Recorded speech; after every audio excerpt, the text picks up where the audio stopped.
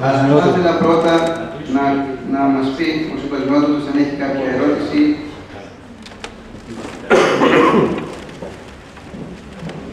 Ήταν πολύ όμορφο και πολύ ωραία και ευχαριστώ. Θα μου επιτρέψετε να ευχαριστήσω ειλικρινά από καρδίας για την πρωτοβουλία να είστε ανάμεσά μας και να έρθετε κοντά μας, που την αγκαλιάσαμε από την πρώτη στιγμή. Γιατί πρέπει να γνωρίζετε ότι το παράρτημα εδώ, Πανελληνίου Ενώσεως Θεολόγων, λειτουργεί υπό την αιγύδα της Μητροπόλης. Ουσιαστικά δηλαδή η Μητρόπολης το στηρίζει και το διατηρεί. Και το κάνουμε συνειδητά, γιατί θέλουμε να υπάρχει και θα υπάρχει πάντοτε στην πόλη του Βόλου και στην Μητρόπολη μας. Θέλω να σας ευχαριστήσω γιατί τολμήσατε να έρθετε. Είχα την αίσθηση ότι μας φοβόσασταν λίγο. Ελπίζω να έφυγε αυτός ο φόβος. Εγώ σας είπα ότι και χαρήκαμε που μας δόθηκε και μας η ευκαιρία να ακούσουμε, να σας γνωρίσουμε και να γνωριστούμε, παρόλο που με τον κύριο Ρεάκη είμαστε παλαιοί των ημερών. Δεν την είπα ποτέ αυτή τη φράση μέσα στη σύνοδο. Κακώς με απεδόθη, τώρα μπορούσα να την πω ελεύθερα. Και βέβαια να σταθούμε σε πράγματα ουσιαστικά. Και θέλω να εξομολογηθώ λίγο. Έτσι κι αλλιώς παντού και σε κάθε παρόμοια συνάντηση και σε κάθε περίπτωση. Εάν ήμασταν αυτό που θα έπρεπε να ήμασταν, και εδώ είναι πλέον αυτοκριτική, γιατί σας πληροφορώ ότι είμαστε ανάμεσα σε μια οικογένεια, δεν έχουμε ξένους από σήμερα, δεν θα χρειαζόταν να συζητάμε. Το μάθημα θα έπρεπε να έχει έναν κατεχημένο λαό, έμπειρο, ομολογιακό τόσα χρόνια, που δεν θα έθετε ποτέ τέτοιου είδους διλήμματα. Και θα ξέρουμε τι να κάνουμε. Και οι ίδιοι ως Ορθόδοξοι Χριστοί και με τους άλλους. Πρέπει να ομολογήσουμε ότι δεν τα καταφέραμε, κύριε καθηγητά, και ας το πούμε εμείς οι μεγαλύτεροι. Και από την πλευρά της τιμένουσας Εκκλησίας και από την πλευρά της πανεπιστημιακής κοινότητας. Διότι όλοι οι σημερινοί καθηγητές στα σχολεία και αυτοί που υποστηρίζουν αυτή τη στιγμή το ομολογιακό μάθημα και αυτοί που έρχονται με άλλες προτάσεις είναι μαθητές σας και παιδιά μας. Άρα, εδώ θα πρέπει να ομολογήσουμε. Σας φέρνω ένα μικρό παράδειγμα. Με συγκλώνησε εδώ και χρόνια όμως, και δεν είναι το ίδιο.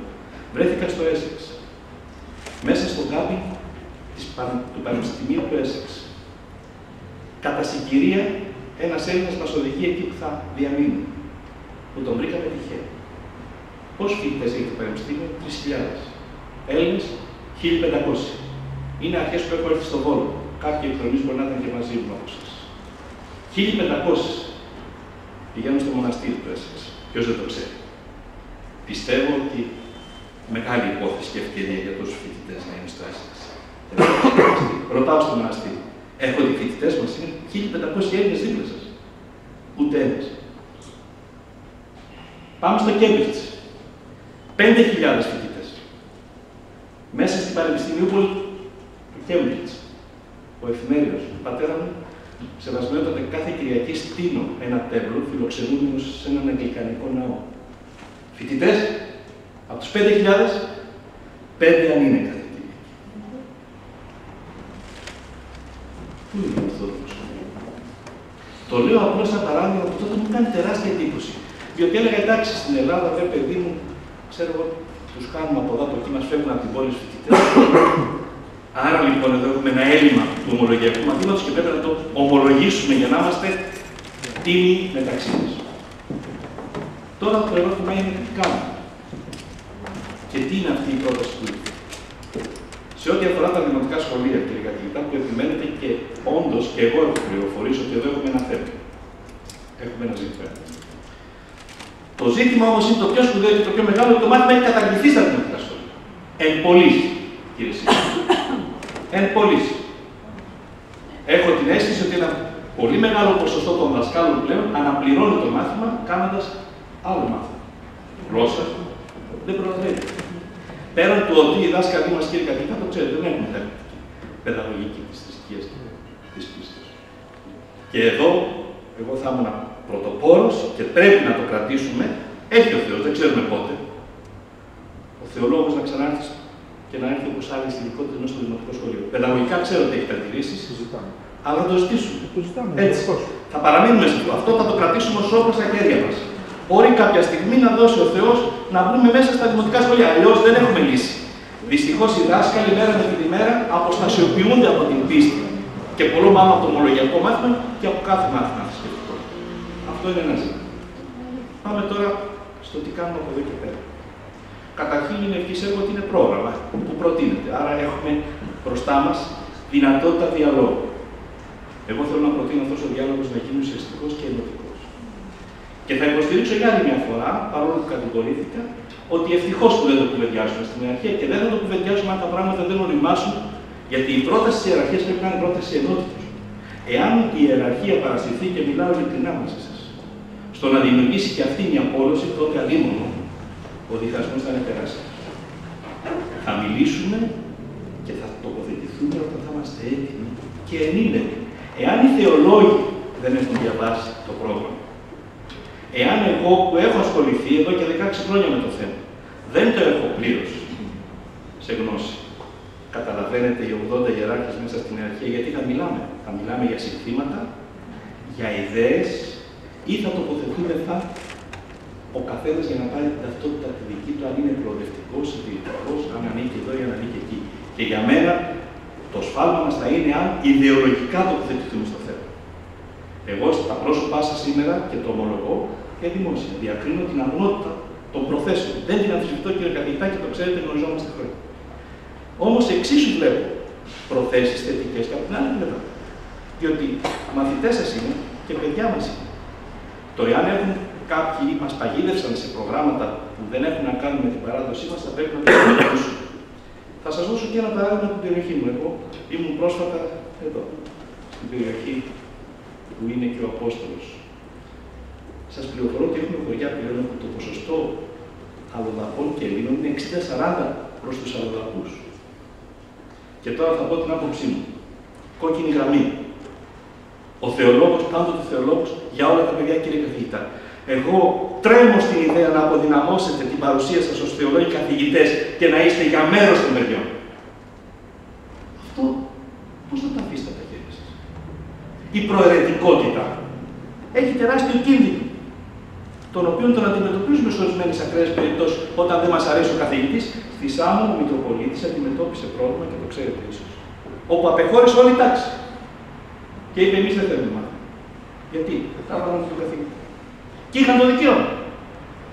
Αυτό το δικαίωμα είναι τεράστιο κίνδυνος και βόμβα στα θεμέλια του μαθήματός μας, διότι αύριο, αν αυτό γίνει μόδα, εάν έρθει ένα άλλο μάθημα και έχει έναν πιο όμορφο καθηγητή ή μια πιο όμορφη καθηγήτρια, σκεφτείτε το σύνολο των μαθητών να πάει στην καθηγήτρια. Συγγνώμη που μιλάω έτσι. Αυτές είναι οι αλήθειες όμως που εμείς θα τις έχουμε να τις αντιμετωπίσουμε. Πώς θα απεμπολίσετε το μάθημα από τα χέρια σας για όλα τα παιδιά. Για μένα, κορμός είναι αυτό που είπε η καθηγήτρια. Ορθόδοξη παράδοση. Δεν το αμφισβητεί κανείς και δεν πρέπει να το αφήσουμε. Εδώ λοιπόν πρέπει να δουλέψουμε. Χριστιανική πίστη, ορθόδοξη παράδοση. Κορμός. Με ποσοστά, αν θέλετε. Με συγκεκριμένη συζήτηση.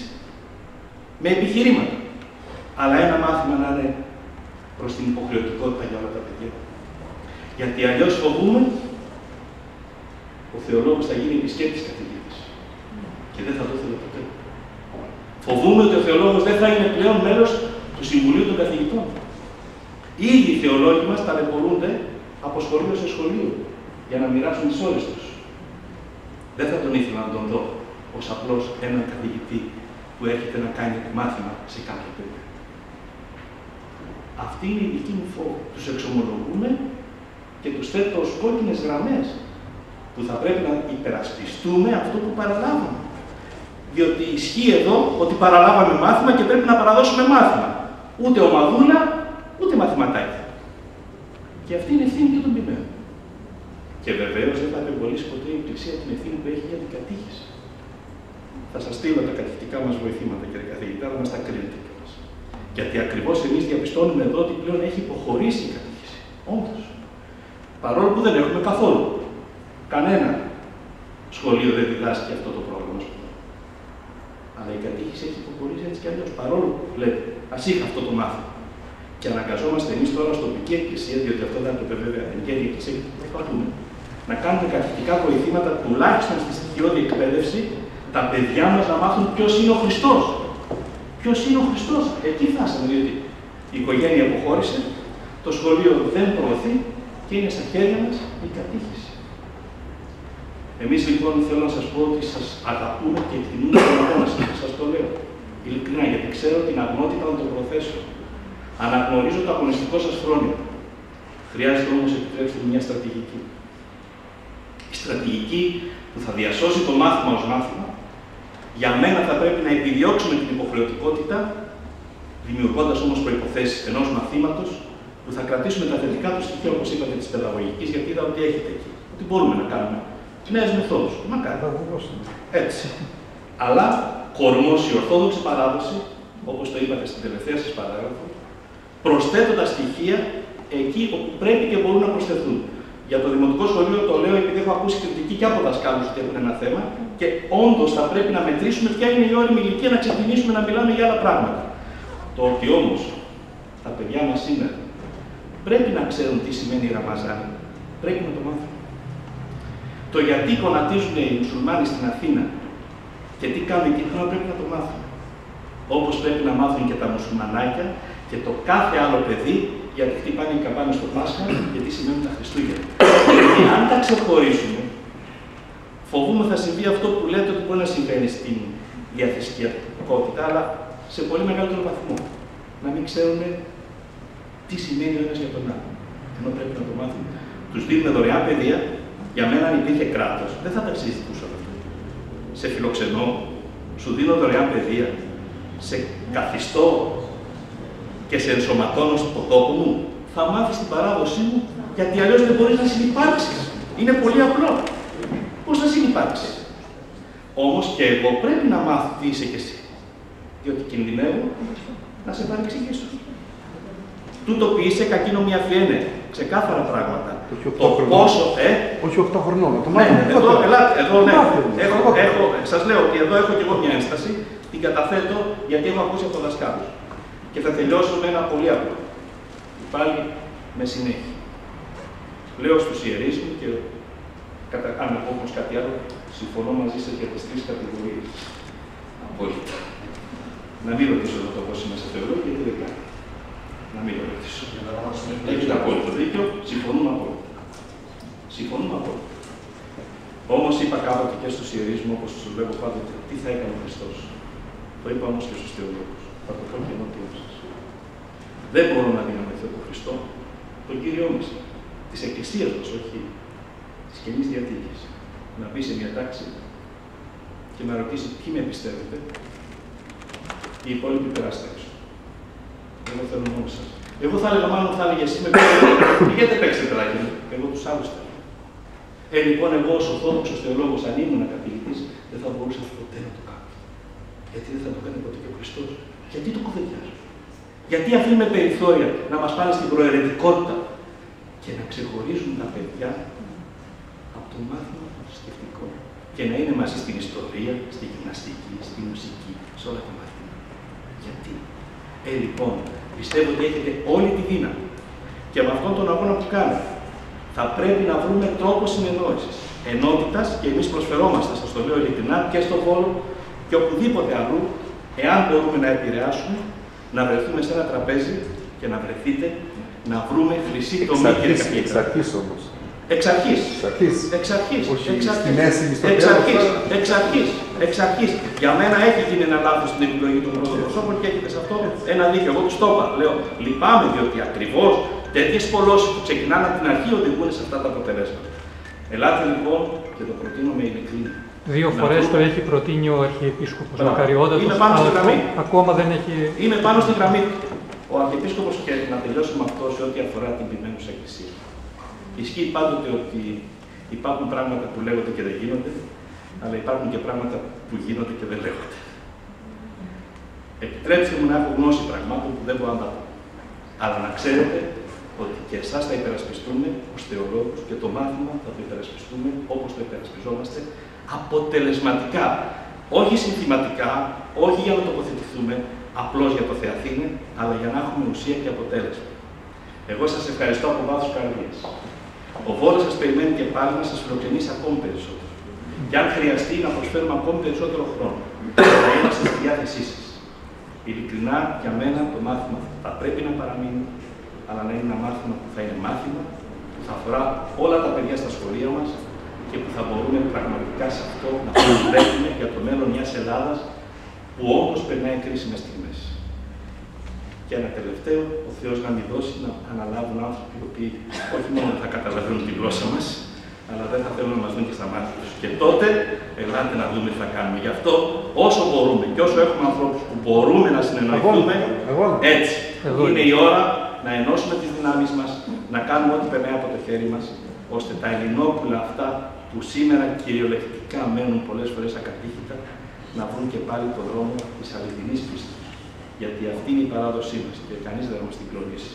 Και πιστέψτε μου ότι πλέον αυτή την κρίσιμη περίοδο που η Εκκλησία απέδειξε ότι το κοινωνικό της έργο με την παρουσία της παντού έχει ξαναποκτήσει εμπιστοσύνη του λαού. Το ζήσαμε τη Μεγάλη Εβδομάδα. Το ζούμε καθημερινά, πιστέψτε μου. Από εμάς εξαρτάται να καρποφορήσει και μαζί με όλους και εμείς ενωμένοι να μπορέσουμε να φέρουμε το καλύτερο. Εγώ σας ευχαριστώ από την καρδία και σας αξίζει ένα θερμό χειροκρότημα για